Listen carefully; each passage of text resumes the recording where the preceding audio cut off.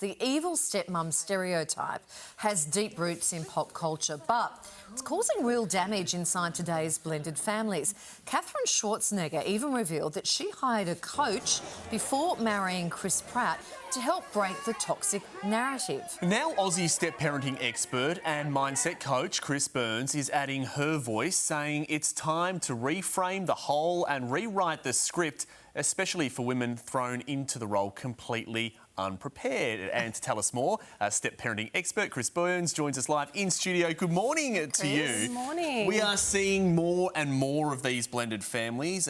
You have two, as we like to call them, bonus kids of your own, young teenagers. What did you make of Katherine Schwarzenegger's move to hire a step-parenting coach? Yeah, look, as a mum also, when I was going into pregnancy, you have 9 months of preparation, right?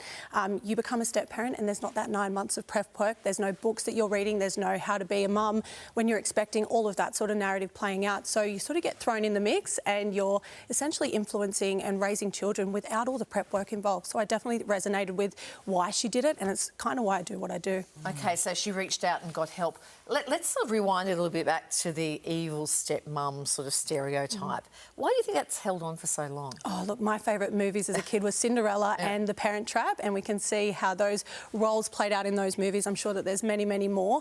And it sort of imprints to our conditioning and our values and how we perceive step-parents coming into our lives at a later time. They're taking over the role as, you know, both of our biological parents essentially living in the same home, and sometimes we can hold on to that negative narrative as such, when really it's just another person to come in and love you. Kris, if you're about to step into that role of being a stepmum or a step-parent, how do you emotionally prepare for that new job? Yeah, look, I think that don't be afraid to ask for support and looking for support. There is support out there. There are tools and resources out there for you, essentially mentors and coaches and things like that.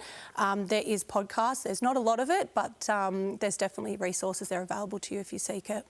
Well, and we're looking at some other things here. What do you mean by regulation strategies? I think that when you become a new parent in any stage, you've got a lot of triggers that come up with children's emotions and things like that. Being able to regulate your own emotions is probably the number one thing that I would encourage my clients to be working through. Your nervous system needs to feel supported, and you need to be able to breathe through the big moments and come out the other side. This is an interesting one. Don't seek validation. It is a big one because a lot of us want to be liked, especially when we're stepping into the new role of a parent in a step-parenting dynamic. We want the kids to like us, but that's just externalising your validation. That's externalising your self-worth, and the purpose of that isn't to serve the kids, it's to serve yourself. So you want to be ensuring that you are not doing things to be liked, you're doing things from a place of love and authority and building on that relationship as an authoritative parent. Kris, it really feels like a bit of a minefield. It can be, yeah. For a lot of clients coming into the role, I 100% resonate with that.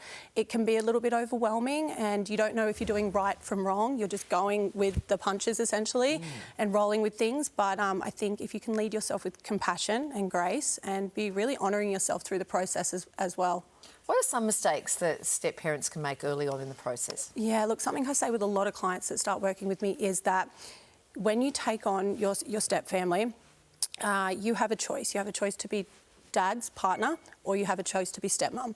You need to make that decision very early on, and it's a decision that you need to hold on to and honour. Can't you be both? Well, not really, because a stepmom means that you're going to be a mum. You're going to have to do all the mum things and all the parenting, and you have to be there as a leader and as an authoritative figure. That means there might be some discipline things, there might be some boundaries set, there might be some bigger conversations. But I feel like as dad's partner, which is the women that I had influencing my life as a child, they were simply dad's girlfriend, so they weren't necessarily a part of the process in terms of supporting me or my growth.